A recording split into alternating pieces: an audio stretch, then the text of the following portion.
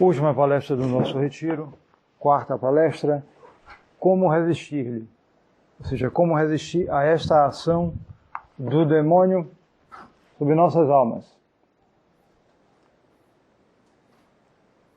Eu disse que abordaria, e vamos abordar, esta resistência nas três formas de ação do demônio sobre nossas almas, sobretudo, é claro, a tentação, que é a principal de todas. Porém, antes, devemos mencionar duas coisas que têm um valor muito grande, de um modo geral, nessa resistência contra a ação demoníaca.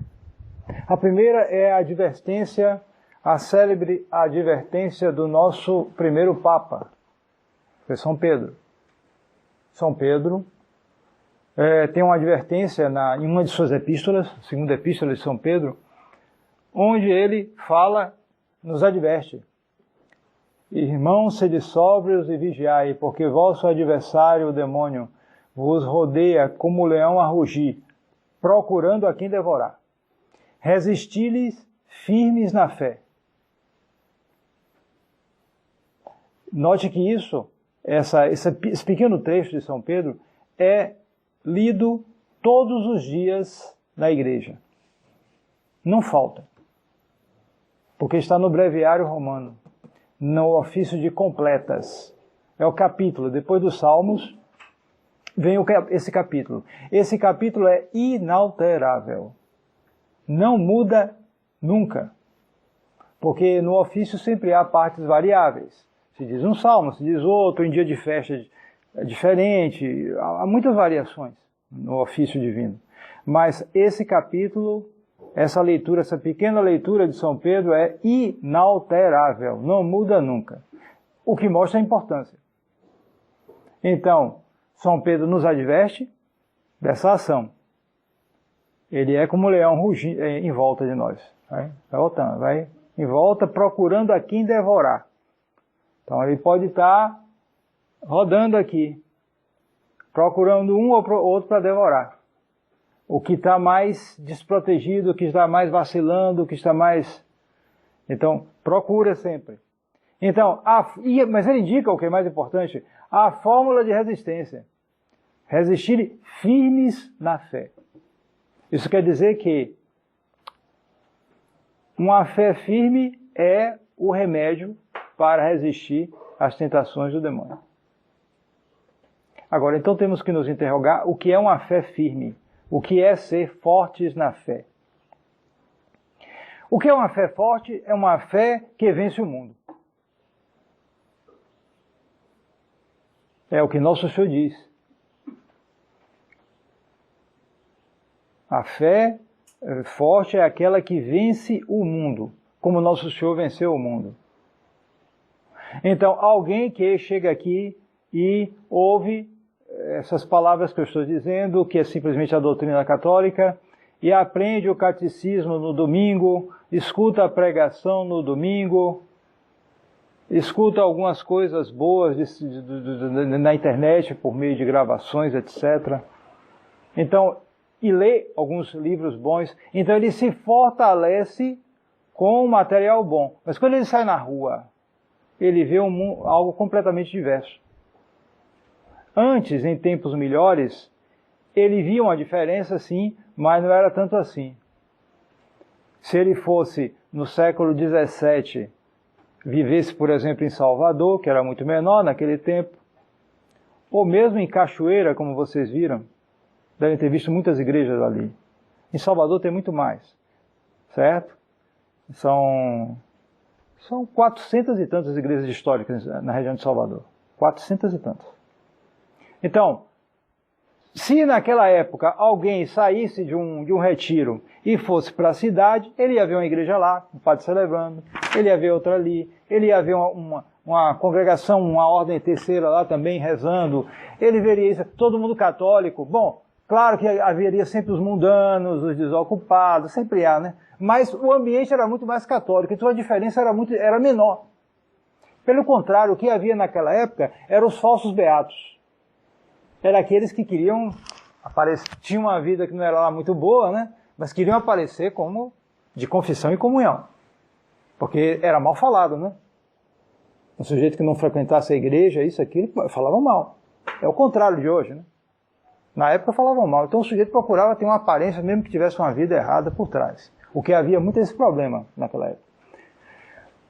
Mas hoje não. Hoje, se você basta se vestir melhor, é possível que os seus próprios parentes falem mal de você. Imediatamente começam a falar. E quanto o pessoal do mundo nem se fala. Às vezes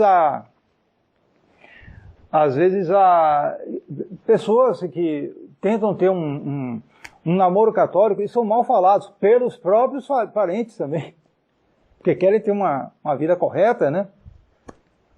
Guardar a castidade antes do matrimônio, tudo isso, ter uma conduta correta para evitar tentações, tudo, são mal falados. Às vezes no seio das próprias famílias. E nos ambientes mundanos nem se fala. Então, e assim por diante. Então, aquele que sai, ele tem a virtude da fé, mas ele sai pelo mundo, ele vai enfrentar necessariamente isto. Se ele for à escola, então nem se fala.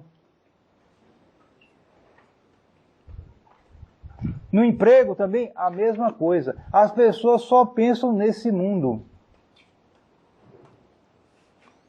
Só tem preocupação com a felicidade nesse mundo e a felicidade nas coisas mais baixas em geral. Só louvam o que é do mundo. Só falam das façanhas da vida perdida dessa gente do mundo. Se uma fulana largou fulano e está com outro fulano e não sei o que é famoso, né? É o que vão discutir durante o trabalho. Às vezes nem trabalham direito. Só discutindo isso. E pronto, é o universo deles, o mundo, esse mundo aqui. E então, aquele que tem a fé que faz voltar-se para as coisas do alto, ele necessariamente vai ter dificuldades, ele vai ter um combate, e ele vai ter que vencer. Ele vai ter que vencer, porque se ele perder, ele vai com os outros. Ele não pode procurar conciliação. Conciliar é se entregar, hoje em dia, sobretudo.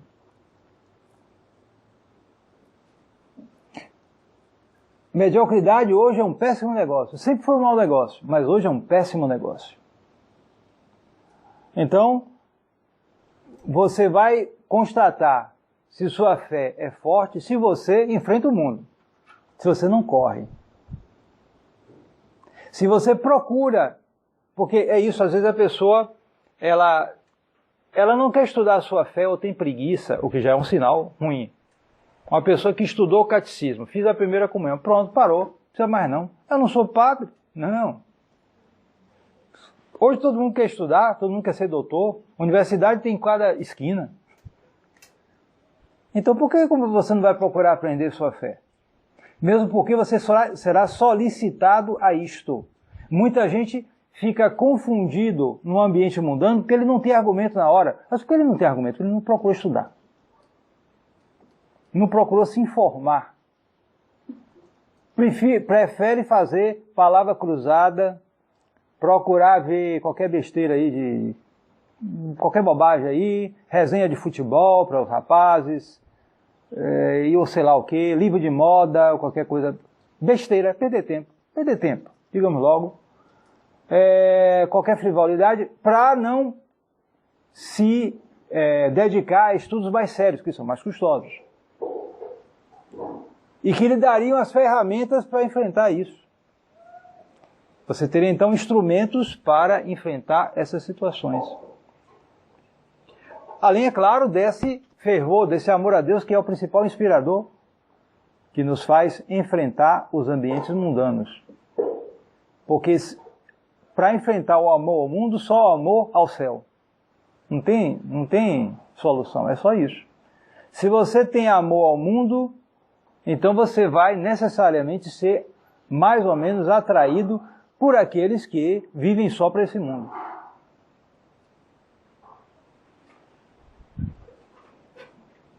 E aí o respeito humano vai necessariamente tomar conta de você. Então, é preciso conhecer a própria fé, é preciso procurar colaboração com os outros, porque realmente sozinho é mais difícil. E aqui tem várias pessoas, cada um de um lugar, daqui, ali. Ajuda uma certa associação, um certo conhecimento mútuo, vocês estão tendo aqui, né? Isso ajuda também, certo? Para um ajudar o outro em situações difíceis, sobretudo os mais novos, né? Mais novinhos que têm mais dificuldade, não tem, estão ainda começando. Então quem já tem mais idade, já tem mais experiência, pode aconselhar. Mas é sempre isto. Se sua fé, o termômetro é esse. Se sua fé é forte, você enfrenta o mundo. Você procura uma maneira de manter sua fé, custe o que custar. Nem que você tenha que fugir dos ambientes mundanos. Que às vezes também tem isso, né? Pessoas às vezes se consagram a Deus porque eles fazem o raciocínio. Bom, se eu ficar aqui, eu vou me bater e pode ser que eu seja derrubado. Se eu for para um mosteiro, se eu for para um convento, eu estou mais seguro. Apesar das dificuldades que sempre há. Apesar das humilhações pelas quais eu vou passar. Apesar das renúncias que eu vou ter que fazer. Mas só o fato de eu estar ali seguro, num ambiente que todo mundo é católico, que todo mundo procura a tradição, em que eu tenho a missa todos os dias, a comunhão todos os dias, a confissão quando eu bem quiser. Então, só essas vantagens ele põe na balança pelo critério de quê? O critério da fé, né? Se for o critério do mundo, não adianta, ele vai perder. Essas coisas vão lá em cima e o que vai pesar são as coisas do mundo. Mas se você tem um critério de fé, então vai ser o contrário. Essas coisas vão ganhar muito mais valor do que as vantagens, supostas vantagens do mundo. Então, tem gente também que toma essa decisão. Bem-aventurado aquele que compreender isso. Mas mesmo que ele não compreenda e não chegue a esse ponto, mesmo que a vocação dele seja ficar nesse mundo, então, bom, ele vai receber as graças necessárias para enfrentar. E ele vai ter que enfrentar. E esse será sempre o termômetro, uma fé firme. É com essa fé que nós vencemos o mundo e resistimos ao demônio. A revolução sempre começa aqui. Depois vai para o resto. Depois vai para as vestes, depois vai para o comportamento, etc. Mas começa aqui, quando ele se persuade de coisas erradas. Quando ele muda os critérios. Quando ele deixa de pôr Deus no centro. Por que a Revolução se tornou tão forte depois da Revolução Francesa? De tal maneira que a Revolução Francesa é chamada a Revolução com R maiúsculo. Porque na Revolução Francesa se separou a Igreja do Estado. O povo continuava católico, na sua maioria, na França e em outros lugares do mundo. Porém, o governo era oficialmente sem religião. Ele usava os seus próprios critérios. Então havia uma duplicidade na sociedade. Os cidadãos, as pessoas que eram católicas, tinham que ter muito mais, uma fé muito mais firme para enfrentar um ambiente que se tornava cada vez mais secular. Cada vez mais, cada vez mais. Com o argumento hipócrita de que era apenas a liberdade, ele não perseguia ninguém. Depois veio o comunismo e depois nós vimos que é a continuação da Revolução Francesa e a máscara caiu. De fato eles querem destruir a religião. Então a Revolução foi aumentando como uma bola de neve a partir disso, porque os ambientes se tornaram oficialmente não católicos. E as leis foram se tornando não católicas. E agora ferozmente anticatólicas. E esse espírito foi invadido até dentro da igreja. A fé firme nos dá confiança e com ela nós discernimos e cultivamos a verdadeira caridade. Porque hoje é uma época em que se fala muito de amor. Se fala demais. Você vê coração em tudo quanto é lugar. Todo mundo gosta de pegar e fazer, sei lá como é. Coração, isso aqui. Todo mundo faz isso. E só se fala nisso. Porém, é um amor cego. É melhor um grãozinho de caridade verdadeira do que um amor imenso cego. Porque a pessoa vai amar até o próprio demônio.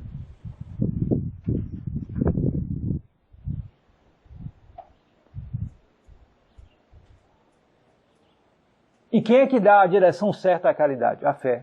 Ela é que orienta. Então, esse é o primeiro elemento. A fé, uma fé firme. Agora, além disso, e relacionado a isso, a fé, ela está normalmente numa alma em estado de graça. A fé é uma virtude. E o estado de graça é a maior proteção contra a ação do demônio. Por quê? Porque, como diz o apóstolo São Paulo, aquele que comete pecado é escravo do pecado. Ponto final. Sendo escravo do pecado, é escravo do demônio. Às vezes aparece gente por aí meio atrapalhada, agoniada, porque se meteu lá num sortilégio qualquer aí e ficou com uma coisa ruim, um encosto, como eles dizem. E chega todo atrapalhado, pedindo para fazer um exorcismo, isso, aquilo, ou receber, ou tomar água benta, sei lá o quê. Chega nessa agonia, certo?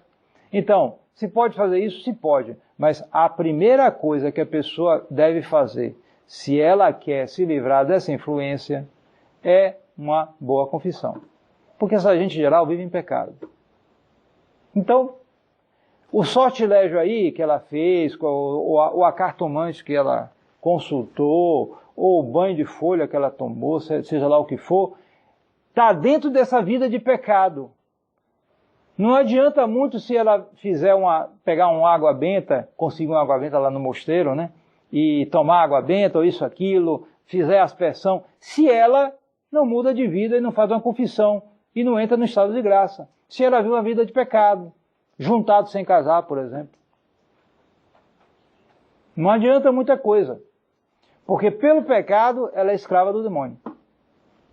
Então, mesmo que cesse ou diminua alguma manifestação maior, alguma obsessão, alguma tentação maior, coisa parecida, alguma enfermidade, que o demônio às vezes provoca isso, né? Os feitiços provocam isso. Essas macumbas que se fazem aí, às vezes tem algum efeito. Entre pessoas que estão ali participando daquilo. Eles fazem um feitiço com o sujeito enfia um alfinete no boneco que representa o sujeito começa a ter uma dor naquele lugar. É o voodoo, né? Feitiço chamam também aqui, o despacho, né? Eles fazem, aí tentam uma série de coisas. Então, as pessoas podem sofrer isso, mas o pior de tudo é a pessoa estar destinada ao inferno. E ela está destinada ao inferno se ela estiver em estado de pecado. Então a primeira coisa a fazer é essa. É a mudança de vida. É a confissão sacramental. É a vida sacramental. Isso é o que vai dar o maior escudo contra a ação do demônio. Então, em particular, veremos agora as medidas a tomar nos três tipos de ação do demônio. Como eu disse, a principal delas, a mais importante, a que eu coloquei aqui com mais detalhes, é a tentação. Então, na tentação, a luta que nós temos contra a tentação, ela se divide em antes, durante e depois da tentação. Antes da tentação, a conduta inclui dois elementos, tá aí, estão aí. A vigilância e a oração. Vigiai e orai para não cairdes em tentação. Está na Escritura. E também está na Escritura, aquele que está de pé, tome cuidado para não cair. Então, se você está de pé, ou seja, se você está em estado de graça, se você se confessa, comunga e tem uma vida correta, tome cuidado. Veja o exemplo dos outros. Não se ache suficiente. Se você é novinha e está andando bem, cuidado. A adolescência está chegando, você está se tornando moça, etc, etc. As tentações vão aparecer. Veja aí as mais velhas do que você, podem estar já desviando. Então, veja isso e se lembre da palavra do apóstolo São Paulo. Quem está de pé, tome cuidado para não cair. As lições de vida não se achem uma exceção, porque a tendência do jovem é essa. O jovem se acha uma exceção. Ele olha para a família dele e vê um monte de casos de coisa errada. Ele olha para os amigos deles, as pessoas mais velhas, vê um monte de coisa errada. Mas ele diz, não, comigo não vai ser assim não. Ele pensa assim, vai ser diferente. É a típica inexperiência do jovem. Porque todo jovem, toda pessoa nova, nasce sem nada. Ela vai ter que aprender com o tempo. Experiência se adquire com o tempo, não tem jeito. Então ele tem que pelo menos ouvir o exemplo dos mais velhos. E isso é uma tristeza na nossa época, porque sempre nas épocas anteriores, mesmo em ambientes pagãos, se respeitava muito o velho, a pessoa de idade. Se respeitava muito. Não só se respeitava, mas se ouvia as lições dele. Certo? Na África, se dizia que quando um velho morria uma biblioteca. Porque eles tinham muita coisa na cabeça de memória. Não escreviam muito, mas gravavam muito. Então eles tinham muita história para contar. Então, para ensinar os mais novos. Para dar experiência para eles. Para dizer, olha, cuidado, porque tem isso, aquilo outro. Hoje, na civilização moderna, é a civilização dos jovens. Não é assim que falam? É a civilização dos jovens. E então o jovem acha que ele vai ser diferente. Que ninguém vai se meter nos planos dele. E que ele vai fazer isso, vai fazer aquilo e vai se dar bem. Bom, aí quando quebra a cara, fica dependente do pai e da mãe, né? É assim muitas vezes. Acaba prejudicado por vícios, etc., imoralidades, e aí pronto. Quando ele começa a se dar conta, ele já está todo quebrado na vida. Vai ter que ir atrás do prejuízo. Porque não ouviu os mais velhos. Então, estar atento, estar vigilante, ficar olhando em volta, ver como o mundo está mal, como tantos caem, como tantos desistem, tantos entram numa vida de pecado, tantos morrem, às vezes morrem novos, morrem jovens, não se morre só velho. Comigo vai ser diferente. Se você tiver isso na cabeça, se prepare, que vai ser igualzinho para você. Então, vigilância. Primeira atitude é essa. Vigiar, estar atento. Não é ficar nervoso, ficar tenso, não é isso. Mas é ter aquela atitude porque é como um ladrão, né? É como um ladrão. Atento. E depois a oração. Por quê? Porque se trata de um inimigo mais poderoso do que você. Você não pode enfrentá-lo diretamente. Você não pode dar a testa ao demônio. Esses pastores ficam brigando com o demônio aí para mostrar que eles, muitas vezes, acabam eles mesmos possuídos pelo demônio, influenciados pelo demônio. Nós não podemos enfrentar o demônio como tal, porque ele é mais poderoso do que nós. Nós só podemos vencê-lo com o remédio da graça divina. E essa graça se obtém pela oração, pela força impetratória da oração. Então, essa força impetratória da oração deve ser exercida. É o que nosso Senhor fez no Horto das Oliveiras. Ele que era Deus, mas antes da grande provação, ele se dedicou à oração no Horto das Oliveiras.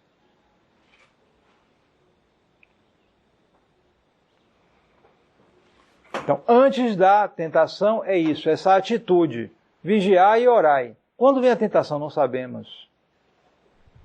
Às vezes podemos prever alguma situação, sim. Mas muitas vezes ela é súbita, sobretudo quando ela é de origem diabólica, ela é súbita, a pessoa não espera. Mas esse remédio aqui, esse conselho, vale para as tentações em geral, mesmo que não sejam propriamente do demônio. Porque muitas vezes o que ocorre é isso, elas se misturam, né? Pois bem, durante a tentação, segundo momento, durante a tentação, então você tem a resistência, é claro, só que ela pode ser direta ou indireta, a depender do tipo de tentação. Existem duas tentações em particular que devem ser resistidas indiretamente, enquanto que nas outras vale mais a resistência direta? Quando é que vale mais a resistência indireta? Nos casos das tentações contra a castidade e a fé. É melhor não dar atenção e desviar o objeto. A resistência indireta é isso. Na resistência direta, ele faz exatamente o contrário do que o demônio está propondo. Por exemplo, com relação à caridade para com o próximo. Alguém tem uma tentação de canguinha, né? Unha de fome, ou coisa parecida, né? Tem gente que tem tendência natural para isso, né? Aí a tendência natural meio... Então, para fechar o coração e não querer ajudar. Então ele pode fazer o ato contrário. Ele vai e ajuda. Ele faz o ato contrário. Ele tem uma tentação de não ajudar. Então ele vai, ajuda um pouquinho, não, ele pode ajudar mais, então ele vai direto. E derruba o inimigo.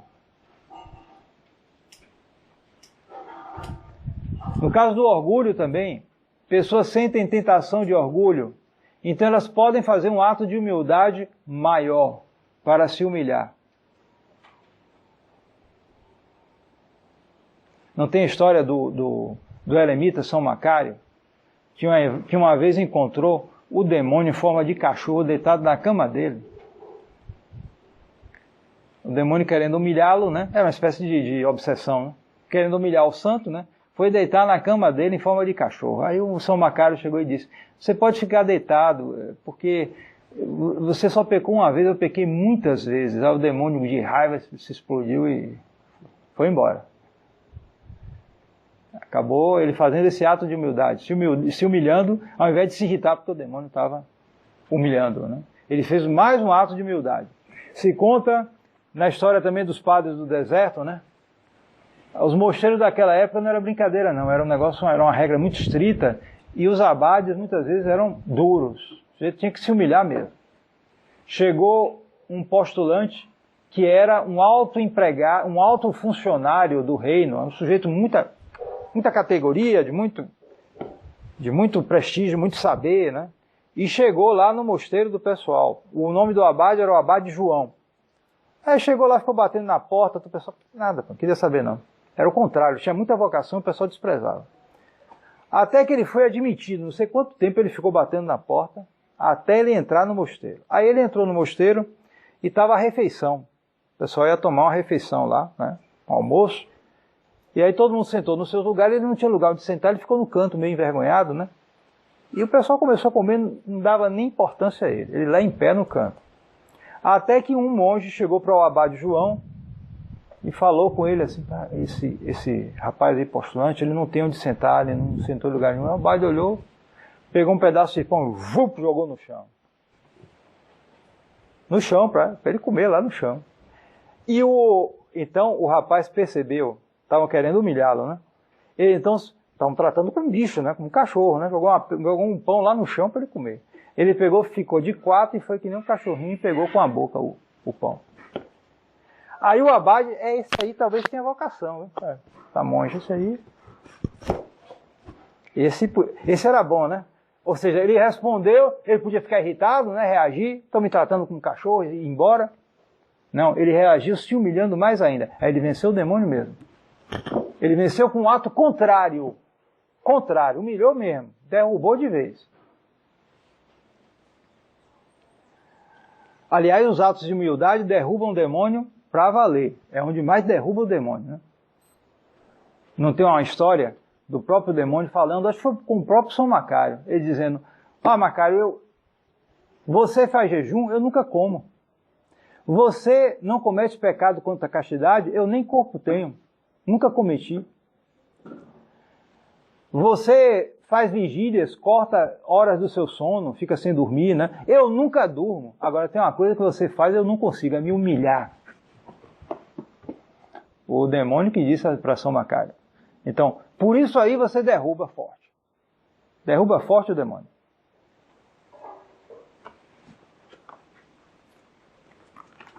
Então, nesses casos, a pessoa pode usar a resistência direta.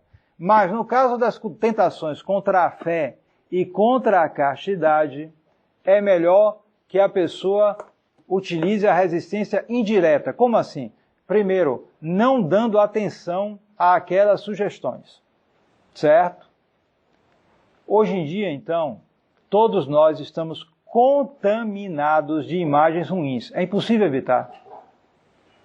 Você vai num lugar, principalmente em certos ambientes, chega no aeroporto, você chega na frente, tem uma tela lá.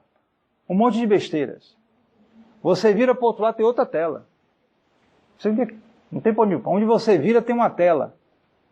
Sempre com imagens mundanas, sempre com trechos de filmes. Né? Você já viu uma mulher feia no filme? É difícil. Só tem moça bonita. E daquele jeito, toda preparada, né? É assim, é sempre a aparência, é sempre a coisa leviana, sempre, mesmo que não haja coisas francamente imorais, é sempre o mundo. E então a pessoa fica carregada de coisas, porque a cabeça da gente é assim, ela vai adquirindo coisas, vai captando, é involuntário, não depende da vontade da gente. A gente pode fazer nossos esforços, guardar os olhos, etc. Mas sempre haverá alguma coisa que vai entrar, porque a abundância de telas hoje, de imagens, é muito grande. E o resultado é que a imaginação, que é a louca da casa, vai, vez ou outra, funcionar, e o demônio pode piorar isso ainda. Dar corda a isso. Então, se a pessoa começa a lutar contra essas imagens, querendo aniquilá-las de qualquer jeito, ela fará um esforço enorme e pode ser que não consiga. E o fato de não conseguir pode criar escrúpulos nela, sensações de ter consentido nessas imagens ruins. E aí a pessoa vai criar escrúpulos, isso vai crescer que nem uma bola de neve, e a pessoa vai aumentar cada vez mais sua agitação, o que pode levar até uma espécie de desequilíbrio emocional. Então, não é esse o caminho. O que a pessoa deve fazer é não dar atenção. Ah, mas vai ficar a imagem rodando ali. Se ela ficar rodando, não é nada grave. Você não está dando atenção. E aí você vai se aplicar a outras coisas. É a estratégia do divertimento. Divertimento aí não é só brincar essas coisas, não. Divertimento é divertir, sair para outra direção.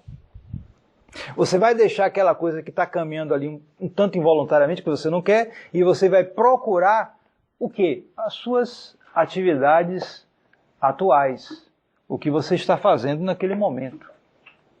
Mesmo que não seja necessariamente uma atividade religiosa, você pode estar rezando, mas pode não estar rezando, pode estar trabalhando, pode estar lendo, estudando algo, mesmo que não seja algo necessariamente religioso. Você vai se aplicar àquele dever de Estado. Então, nessas tentações contra a fé e contra a castidade, é melhor fazer isso. Evitar o desgaste inútil. Contra a fé seria como? Uma tentação contra a fé seria como? Porque a tentação contra a fé é isso. A pessoa vem com pensamentos errados contra a fé. Certo? A pessoa vai no colégio e ensina que o homem veio do macaco. Aí ele fica, se o homem veio do macaco, então, Adão e Eva eram macaco? Não. Mas se ele não vier, então não vieram como? De dois macacos? Como é que foi isso? Aí ele começa a embolar a coisa. Certo? Muita gente perdeu a fé por causa disso. Dizem que Adolf Hitler era católico. Ele era de família católica, foi coroinha da missa. Mas ele perdeu a fé por causa disso, porque ele ia na paróquia, né, dele, e depois ele ia no colégio que ensinava evolucionismo. Aí ele começou a ficar, mas como é isso aí? Ele é menino, garoto, né? Começou a atrapalhar e perdeu a fé. Dizem que o comunista Joseph Stalin também perdeu a fé assim, por causa do evolucionismo. Do evolucionismo. Que é uma das maiores ferramentas, porque atrapalha toda a história do Gênesis, tudo. Conta uma história completamente diferente. Inventa uma história lá, completamente doida. E por isso a pessoa pode vir com esses pensamentos, sobretudo a pessoa mais jovem, que não tem um preparo maior, e isso começa a rodar. Então, o que é que ele tem que fazer? Primeiro, se ele está no colégio e começa o professor a falar besteira, a tendência do mais novo sempre é essa, achar que o professor sabe tudo. Ninguém sabe nada, grande coisa. Né? Depois, a gente, só com a idade que a gente vai percebendo melhor isso. Sabe alguma coisa, mas não sabe tudo, evidentemente. Então, você não tem condição de discutir com ele. Porque esses professores muitas vezes são já treinados para transmitir uma ideologia. Eles são treinados e muitos deles são talentosíssimos para isso. Eles sabem ridicularizar. Eles sabem botar a sala toda contra você. Certo? Eles sabem dar argumentos que parecem ter uma aparência de verdadeiro. Eles sabem citar determinados estudos ou determinadas evidências, entre aspas, para mostrar que aquilo é verdadeiro e sua opinião é falsa. Eles já têm tudo de encomenda na cabeça dele, porque não são pessoas burras. Muitos deles são muito capazes. Então, o mais novo ele não tem condição de discutir. Eu mesmo aconselho, não discuta. Agora, pegue as coisas e depois leve para uma pessoa para esclarecer você. E aquele que já tem mais idade, que já estudou mais, então tenha um arsenal de livros. Bom, se não puder ter muito livro, pelo menos que tenha um arsenal de PDFs, né? Que você eventualmente vai imprimir aqui e ali uma parte lá para consultar sobre tais e tais problemas, para poder tirar a minhoca da cabeça. Está entendendo? E quando essas tentações vêm, não dê atenção. Não dê atenção, porque fica rodando também. Aumentando isso, aquilo outro, entendendo? Bem, durante a tentação é isso. Agora, depois da tentação. Aqui são 3 casos. Primeiro, se há uma vitória. Segundo, se há uma derrota, uma queda. E terceiro, se há uma dúvida. É o que ocorre muitas vezes. A pessoa não sabe. Será que eu consenti, não consenti? Confesso, não confesso? Comungo, não comungo? O que é que eu faço? É aquela coisa. E tem gente que cria um escrúpulo aí que ele fica dependente. Ele não consegue avaliar, ele não quer nem avaliar, ele fica com medo, ele vai logo se confessar. E isso não é bom. Não é bom. A vida sacramental, a direção espiritual tende a dar uma autonomia justa à pessoa, autonomia espiritual justa à pessoa. Tende a pôr mais equilíbrio, não a desequilibrar a pessoa. Então, primeiro, se vencemos, né? Boa coisa, a gente se dá conta que a gente não consentiu na tentação e que a gente venceu. Cada tentação vencida é um aumento da graça santificante. São mais graças atuais para nós. São mais bênçãos de Deus para nós. Todos os santos foram tentados. Quem não é tentado não se salva. Então, porque se ele não é tentado, então como é? Deus o abandonou? Ele tem que passar pela tentação. Faz parte. A vida do homem nesta terra é um combate. A Escritura diz. Que combate é esse? As tentações. Então, se ele constata que ele venceu, e ele constata exatamente porque ele se dá conta que ele resistiu imediatamente. Quando ele deixou a coisa rodar, quando ele dialogou, como Eva fez, né? Então vem as dúvidas. Mas se ele cortou logo, não deu atenção, bateu a porta no nariz do capeta, pronto. Afugentou o demônio, então ele se dá conta, ele venceu. Então, qual é a atitude dele aí? A ação de graças. Não vá se achar, eu estou forte. Não, agora o demônio não vai comigo não, que nada. Já dei uma nele, vou dar 2. Ele me fez uma tentação contra a castidade, eu não dei nem importância. Ele pode fazer mais 10 aí, multiplicar. Eu enfrento. Coitado.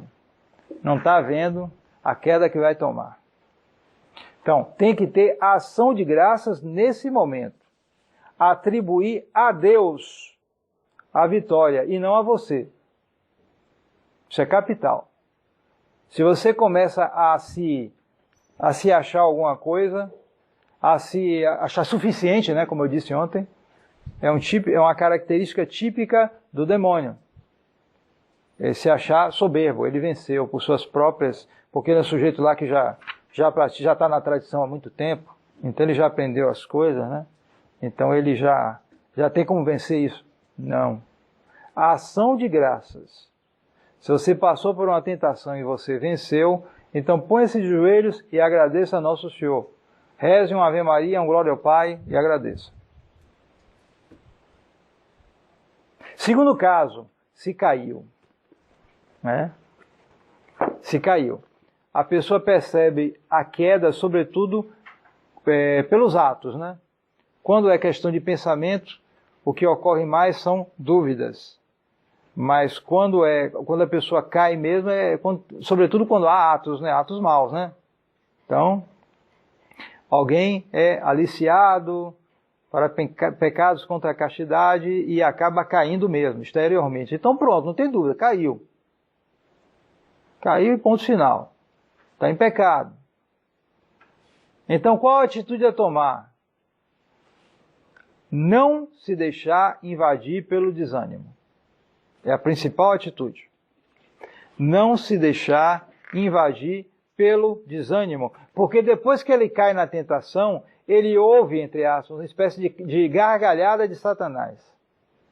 Satanás fazendo pouco dele. Ah, bestalhado, peguei você. E agora? Você virou um ou uma, etc. E aí vai. Vem a vergonha, a amargura, como eu indiquei, né, na tentação, na palestra passada. Aí se dá conta. Só aí que ele se dá conta. Então vem a tentação de entrar em depressão. De se achar perdido. Muita gente mundana diz isso, né? Eu sou um perdido, eu sou uma perdida. Não tem jeito para mim. Já ouvi isso.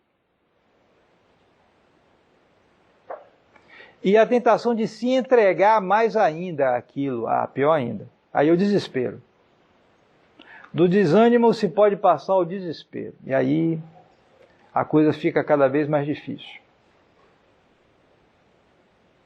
Santa...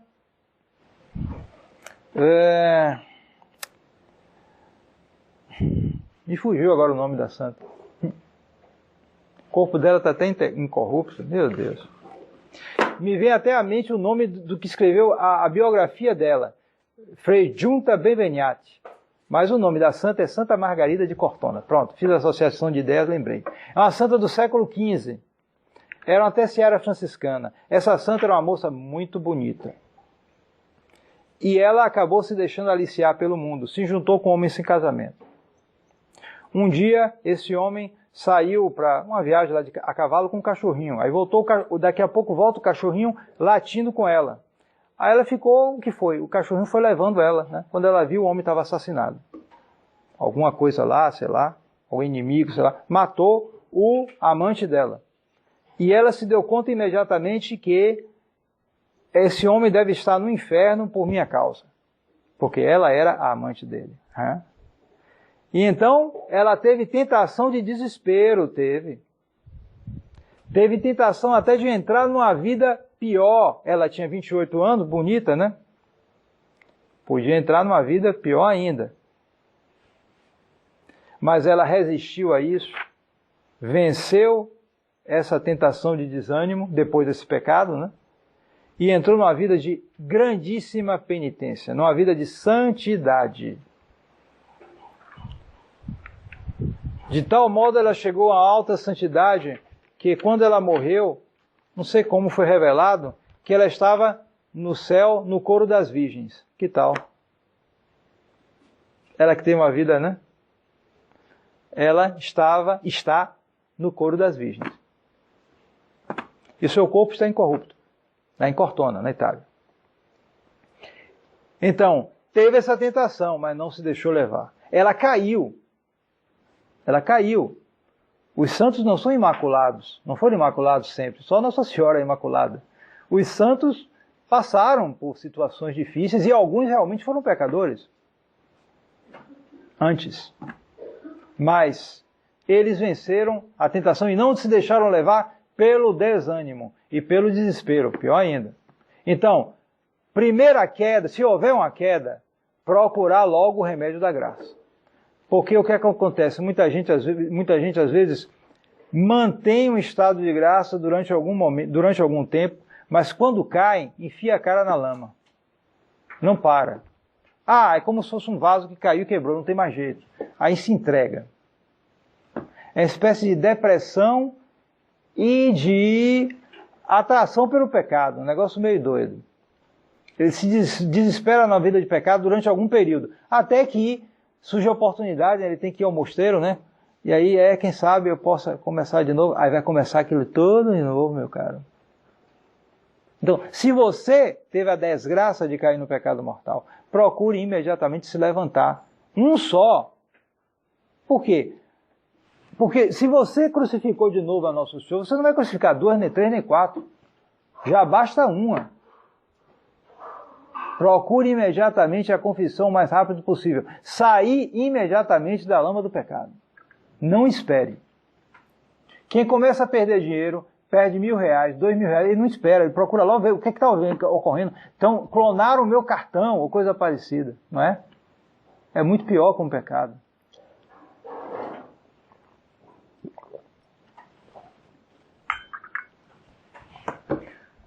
Finalmente, se nós temos dúvidas, é o estado da perplexidade. É o caso da pessoa que se deixou levar um tanto, mas não sabe se ele consentiu. Então, o que é que ele tem que fazer? Porque ele fica agoniado logo depois, né? Fica naquela agonia. Será que eu consenti? Não consenti? Um pensamento, me deixei levar, isso, aquilo, aquilo outro. Bom, não houve atos, porque quando há atos, então você tem certeza. Mas quando há só pensamentos, desejos, isso, aquilo, a pessoa fica meio na dúvida. Será que eu consenti? Será que eu posso comungar? Não posso, isso, aquilo, aquilo. Aí começa aquela agonia. O que é que ele tem que fazer? Parar. Deixar de investigar. Ele não tem condições naquele momento de investigar. Ele tem que parar e deixar passar a tormenta. Porque quando a tormenta passa, o nervosismo passa, a pessoa não se deve deixar levar pelo nervosismo. Passou aquilo, então a consciência aflora com mais clareza. E aí você tem mais condição de enxergar se você aceitou ou não aceitou aquelas sugestões, aqueles pensamentos, etc. Você tem condições de enxergar melhor. E de ver melhor. E assim você poderá ter, depois de algum tempo, poderá ter mais condições. Às vezes você enxerga fácil. Depois de algum tempo você vê, não consenti não, que nada. Você vai pôr os critérios em jogo, você vai raciocinar um pouco, mas depois de se acalmar. Não imediatamente. Depois. Não imediatamente depois. E se é o caso, por exemplo, de alguém que é uma alma de comunhão diária e passa por uma tentação dessa, e ela está na dúvida, então ela deve comungar ou não deve comungar? Uma boa questão. Bom, em geral, é o confessor que vai julgar isso, mas ele deve levar em conta o temperamento e as disposições habituais do penitente. Se a pessoa tem uma decisão habitual de preferir morrer a cometer um pecado mortal, e além disso ela tem uma tendência para escrúpulos, então ele pode até mandar a pessoa comungar sem confessar, porque certamente ela não consentiu naquilo. Se ela está na dúvida, ela não consentiu, ela está com um escrúpulo, simplesmente. Se é uma alma relaxada, que cai várias vezes em pecado mortal, aí nesse caso não. Nesse caso não. Então, serve um pouco para a gente julgar as coisas. Se você tem a resolução habitual de preferir morrer a cometer um pecado mortal, e se você tem uma tendência um pouco para sempre exagerar as coisas, então você, se tiver uma tentação e ficar na dúvida, você certamente não consentiu naquilo. Certamente não consentiu. Agora, se é uma pessoa relaxada que não está ligando para muita coisa, chega lá, confessa aquelas coisas, fala ali, e depois às vezes volta aqueles mesmos pecados, então é uma alma relaxada, então a suposição de consentimento é maior. Bem, então, com relação à obsessão, bom, não há muito o que dizer, porque a obsessão ela atinge mais as pessoas que têm um grau, já avançaram mais na vida espiritual. Então a pessoa, o diretor no caso, deve procurar discernir se é algo demoníaco ou se é algum problema psicológico, angústias, etc. Saber distinguir bem, né? Mas isso aí diz respeito mais às pessoas que estão mais avançadas na vida espiritual. Mas com relação à possessão demoníaca, qual é o remédio para a possessão diabólica? Bom, existem coisas que podem ajudar e podem nos defender de uma influência demoníaca maior. Isso vale para todo tipo, mesmo para a tentação vale. E esses conselhos para a obsessão e também para a possessão. Então a pessoa deve ter certos cuidados e certas práticas que previnem de uma influência demoníaca. A primeira delas é a confissão sacramental. Se você é uma alma de confissão habitual, você está protegida contra a ação do demônio. Contanto também que você encare a confissão de uma maneira séria. Note bem, a confissão o sacerdote, ele é primeiramente um juiz. Ele vai julgar. As pessoas, quem já passou por uma causa judicial e que vai enfrentar uma causa judicial diante do juiz, todo mundo sabe o ambiente de seriedade que reina. E às vezes de grande tensão, né? Ele vai sério. Ele vai falar lá todo com o juiz, é brincadeira? Ele vai todo tranquilo. Ele vai assim, meio respeitoso, aquela coisa. Um juiz do mundo. Então, como sacerdote, ele vai com atitude leviana, com atitude descontraída? Não, não está certo. Não está certo. Ele tem que ir com seriedade. Se você não tem essa seriedade, então não confesse não. Trata-se de coisas muito sérias que dizem respeito à vida eterna. Então, se a pessoa pratica a confissão com esse cuidado, com essa aplicação, seriedade, procurando também confessar o que deve ser confessado. Não se esqueçam, a confissão é sobretudo de pecados graves. Ah, eu não sei, eu prefiro confessar tudo que eu não quero nem... Não. Você tem que examinar as coisas também. Você não é criancinha. Você tem que examinar. Há coisas que são graves, há coisas que não são graves. Se você perdeu a paciência com outra pessoa, você cometeu um pecado grave? Não. Pronto. Não precisa confessar. Você pode confessar eventualmente, mas não precisa. Está entendendo? E esse pecado pode ser perdoado até pela própria comunhão. A comunhão perdoa pecados veniais. A oração também, um Santo Rosário, pode levar nosso Senhor a perdoar esses pecados menores. Ah, tem muito pensamento de besteira na minha cabeça. Você está aceitando isso? Não, não estou querendo isso. Então fique tranquilo. Não precisa necessariamente confessar. Por quê? Porque na confissão a pessoa deve confessar com arrependimento. E o que ocorre é que as almas medíocres não têm muito arrependimento de pecado venial, não. Não tem. A prova é que eles cometem um, no outro dia cometem outro, e no outro dia cometem o mesmo. Então não tem que ter esse arrependimento todo. Então se você vai confessar ali sem arrependimento, essa confissão pode não ser válida, pode ser sacrílega. É preciso ter resolução. Então, a pessoa tem que ter essa atenção. Só quando a coisa é mais grave, ou então se ela realmente tem um objetivo sério de curar aquele defeito, mesmo que seja uma coisa pequena. Mas nesse caso aí, a pessoa vai fazer esforço. Se ela tem, muito bem, está abençoado. Então, a confissão sacramental. A prática da confissão é a primeira defesa contra possessões e contra e contra ações diabólicas em geral. Depois, a Sagrada Comunhão, claro. Depois da confissão, vem a Sagrada Comunhão. Pessoas se santificaram com uma comunhão. Pessoas foram para o céu com uma comunhão. A bem-aventurada Imelda, terceira dominicana, morreu depois de comungar, uma vez, fazer a primeira comunhão. Morreu e seu corpo também está incorrupto até hoje. Qual é a cidade, meu Deus?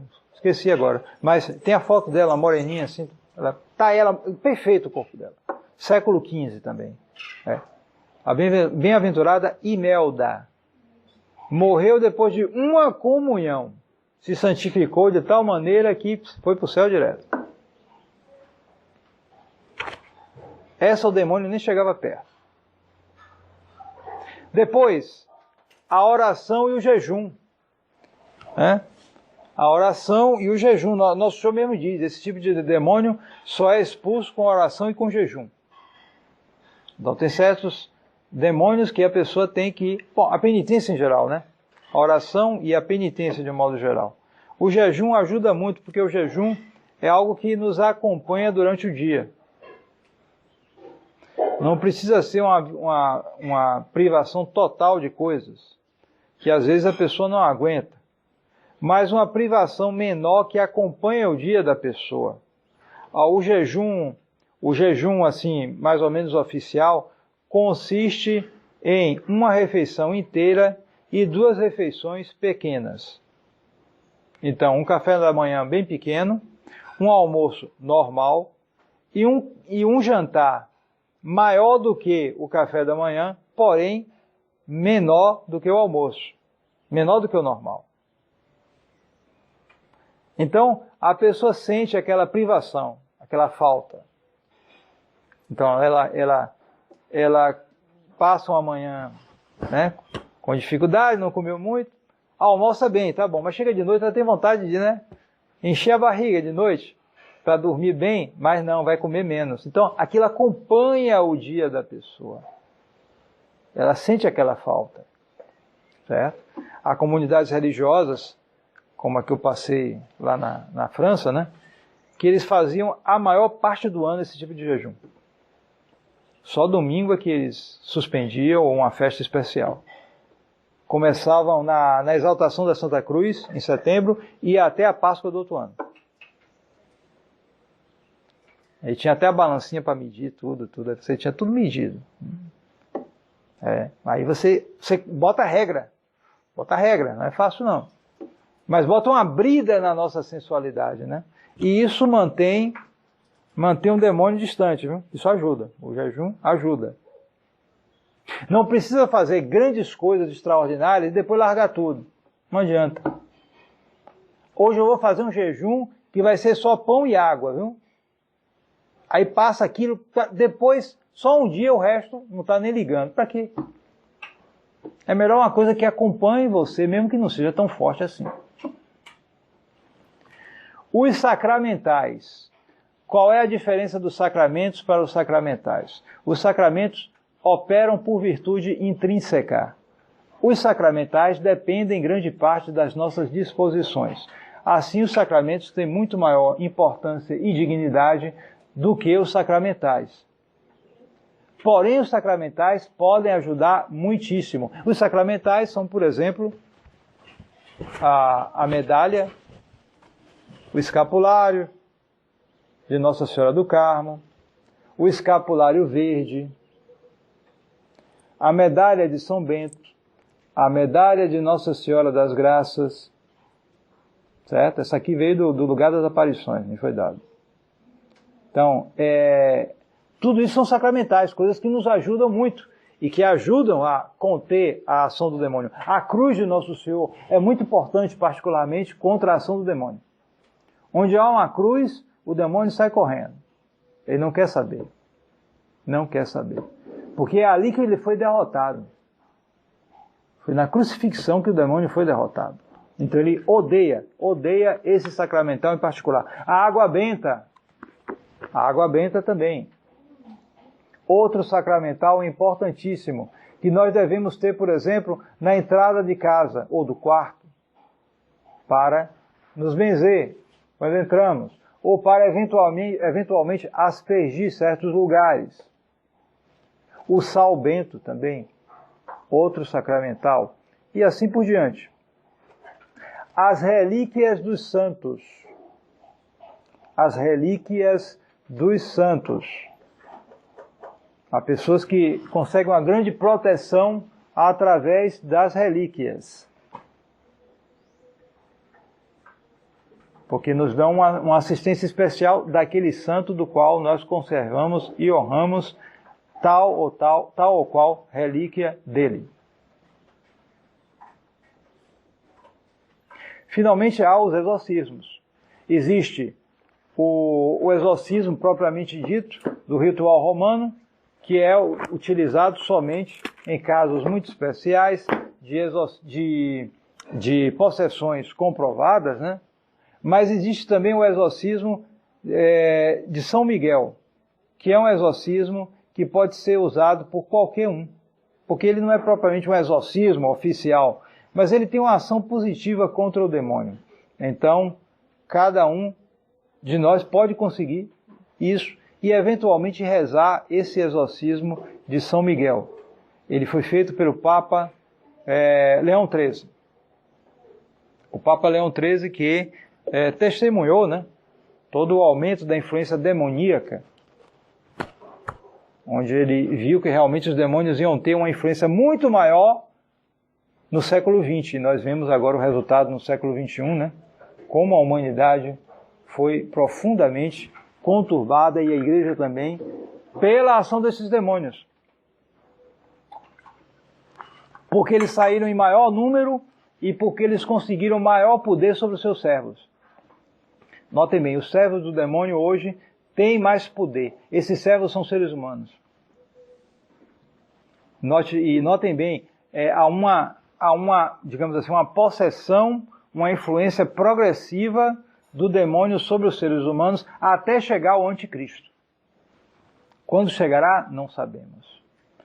São Pio X já no seu tempo se interrogava se o anticristo não estava já em ação. Hoje, então, como estarão as coisas? Nós não sabemos. Mas confiemos. E já que os servos do demônio têm mais poder, nós temos que buscar mais graças de Deus. Nos confiar mais a nosso Senhor e nos procurar nos santificar com seriedade. Seriedade. Estamos num combate. Vocês vão combater. Vocês estão passando aqui o fim de semana, aqui, num retiro, numa vida católica, com muito menos tentações, né? Com um ambiente muito melhor, com menos bombardeio de imagens. Mas quando vocês descerem desse monte aqui, e quando vocês saírem depois da missa e forem para o mundo, cada um vai para o seu canto. E então o combate continuará. As forças do inimigo vão cercar e as tentações virão para todos vocês, para todos nós. Então, resistirem firme na fé.